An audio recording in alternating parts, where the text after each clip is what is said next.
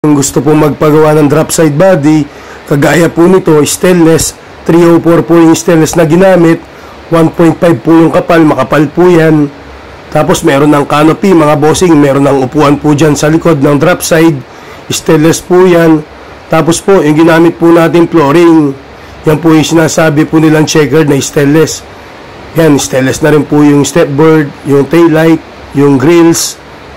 Makapal po yan yung ginagawa po natin mga bossing. Bali stainless po yung drop side po natin yan. Yung gusto magpagawa po ng galvanized body, pwede rin po.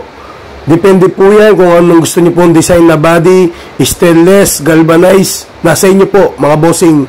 Kaya yung gusto mag-order po, tawag lang po sa number ko. Pwede po yan mga bossing sa mga pang-isda, pang-tubig, pang-frozen foods. Basta wet foods mga bossing. Pwede yan. Sa construction, yan, pwede, kahit ano po, may sasakay niyo po dyan. Tapos yung molly natin, pang heavy duty na mga bossing, makapal po ang mga well ang ginagamit po natin. Tapos bago gulong, meron na po single aircon po yan sa loob, malamig yung aircon natin dahil brand new.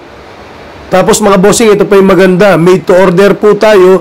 Kung malapit po kayo dito sa Pampanga or Batangas branch po, pwede po natin i-deliver yan.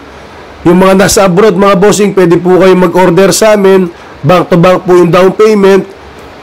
Ang gagawin po natin dyan, made to order na 1 month and 2 weeks, mga bossing. Tapos na po lahat yan, nakapangalan na po sa inyo. Kompleto po, mga bossing, yung documents po yan, registro at ORCR, nakapangalan po mismo sa inyo, mga bossing.